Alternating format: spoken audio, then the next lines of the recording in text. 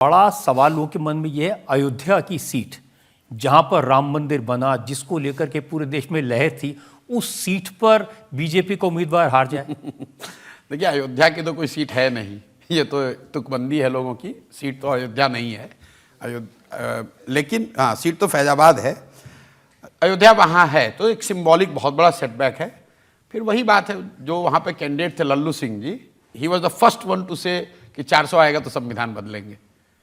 He was one of the first leaders who went public saying कि 400 seat इसलिए चाहिए कि संविधान बदलेंगे। और उनके सामने जो अनुसूचित जाति समाज के साथी लड़ रहे थे सपा से, उसका उनको फायदा हुआ होगा। और दूसरा, जब आप इस तरह के बहुत डेवलपमेंटल चीज़ें बहुत बड़ा चेंज लाते हैं तो समाज का एक तबका उससे अफेक्टेड भी होता है। विनोद मेहता जी जो पत्रकार थे, उनसे मैंने एक बार पूछा कि ये बताइए कि संजय गांधी के ज़माने में जब ये स्लम्स तोड़े जा रहे थे तो उनको फीडबैक नहीं जाता था। तो उन्होंने कहा कि प्रशांत जी, सबसे मज़े की बात यह है कि उनको फीडबैक तो जाता था, लेकिन वो बैठ के ये कहते थे कि भाई मैं तो उनके लिए अच्छा कर रहा हूँ, मैं तो उनको स्लम से हटाकर अच्छी जगह पे घर दे रहा हूँ, फिर वो क्यों आंदोलन कर रहे हैं। तो कई बार ऐसा होता है कि आपने अयोध्या में रोड बनाने के लिए कोई बस्ती उजाड़ी, उनको शिफ्ट कर रहे हैं, अभी वो तो ट्रांजिशनल फेज है, लेकिन जिसका नुकसान हुआ उसको तो कल ही हो गया। मंदिर आप बनाने के चक्कर में अगर 10,000 लोगों को आपने, उनका रोजी रोटी खत्म हो गया या फिर उनका घर डिस्प्लेस हो गए, उन चीज़ों का भी फैक्ट बहुत। क्या ये आपको ठीक लगता है कि अखिलेश यादव ने टिकट बांटने में जातिगत समीकरणों का ध्यान रखा, बहुत चतुराई की? देखिए, जनरल सीटों पर भी SC ST लड़ाए? नहीं, ये तो हमेशा ही करते हैं जो दल हैं, समाजवादी पार्टी, राजद जैसे जो दल हैं, तो जाति के आधार पर ही ज़्यादातर इनकी राजनीति होती है। मैं उत्तर प्रदेश में समाजवादी पार्टी ने कैसे अपनी रणनीति बनाई, किसको टिकट दिया, इसको मैं ज़्यादा जानता नहीं हूँ, लेकिन परिणाम ये बताते हैं कि उनको सफलता मिली है, तो उसके लिए उनको बधाई मिलनी चाहिए। कुछ तो अच्छा जरूर किया होगा तभी इतनी सीट जीत कर आए हैं। क्या चुनाव से पहले केजरीवाल और हेमंत सोरेन को जेल में डालने से भी नुकसान हुआ होगा? मुझे नहीं लगता है इसका नुकसान मुझे नहीं लगता है, क्योंकि अगर ऐसा होता तो फिर झारखंड में बीजेपी साफ हो गई होती। बीजेपी को तो नुकसान राजस्थान में हुआ, बीजेपी को नुकसान महाराष्ट्र में हुआ। तो अगर हेमंत सोरेन जी को अरेस्ट करने से भाजपा को नुकसान होता तो सबसे बड़ा नुकसान तो बिहार झारखंड में पहले होना चाहिए, राजस्थान में बाद में होना चाहिए। तो ये मतलब, अब जैसे आरक्षण की बात है, आरक्षण, संविधान, बाबा साहब अम्बेडकर, इसको लेकर के एक नैरेटिव चला, लेकिन बिहार में तो जाति का बहुत असर है। नहीं, क्यों नहीं? बिहार में इसलिए नहीं है कि बिहार में इन सबसे ज़्यादा एक लालू जो फैक्टर है, लालू यादव का जो फैक्टर है, लालू जी सिर्फ बिहार के नेता नहीं है, मैं पहले भी कहता रहा हूँ, वो ही इज ए फिनोमेना।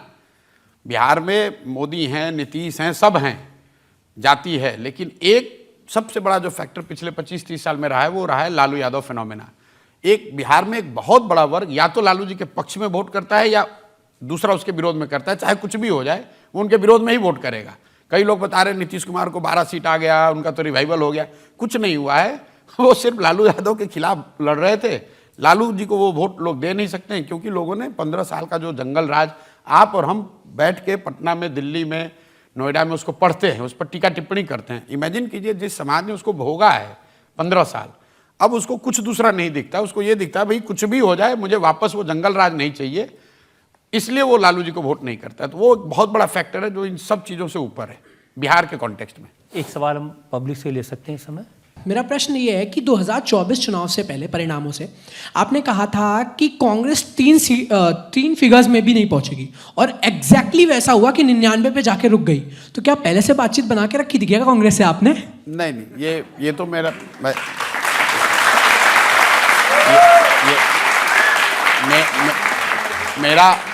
मेरा आकलन कांग्रेस को लेकर जो था, कांग्रेस ने उससे बहुत अच्छा परफॉर्मेंस किया है। मैं ये नहीं कह सकता हूँ कि मैंने कहा था कि 100 नहीं आएगा, मैंने उसको दूसरे तरीके से कहा था कि 100 सीट अगर आएगा तो I would be quite surprised.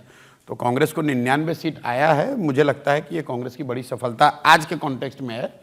तो मेरा उसमें कोई क्रेडिट नहीं है। If anything I was wrong in assessing Congress's revival so to say. तो इसका मतलब कुछ राहुल गांधी का रिवाइवल भी होगा? नहीं, देखिए, किसी दल का जब रिवाइवल हुआ है तो उसको जो लीड कर रहा है तो उसको क्रेडिट मिलना ही चाहिए। तो to that extent Rahul Gandhi के नेतृत्व में कांग्रेस लड़ी और उनको 99 सीट्स आए हैं, तो उसका क्रेडिट राहुल जी को मिलना चाहिए। लेकिन just to put things in perspective, Indira ji की जो सबसे बड़ी हार हुई 1977 में, उस समय कांग्रेस को 154 सीट मिला था, 154। राहुल जी के नेतृत्व में जब उनकी सबसे बड़ी जीत हुई है तो कांग्रेस को 99 सीट मिला है। ये दिखाता है कि as a leader Rahul Gandhi has got miles to go before he reaches that state where we can say कि कंट्री में he has arrived. But yes, Congress as a party has done better than what most expected, including me, and to that extent we must give credit to Rahul Gandhi. एक और सवाल ले सकते हैं? हाँ। आने वाले समय में आपको लगता है कि श्री राहुल गांधी जी भारत का नेतृत्व करेंगे और प्रधानमंत्री के रूप में उभरेंगे? कांग्रेस के वो नेता जरूर हैं। उन्होंने इस चुनाव ने उनको कांग्रेस के लीडर के तौर पे पूरी तरीके से एस्टेब्लिश कर दिया है, at least in short to medium run. अगले 5, 7, 10 साल तो कोई ये 10 साल नहीं कहेगा कि राहुल गांधी के अलावा भी कोई हो सकता है, लेकिन देश के नेता के तौर पर अभी वो उभर के आए कि नहीं, उसके लिए अभी समय है, काफ़ी समय है। 99 आना एक बात है और 250, 260 लाना दूसरी बात।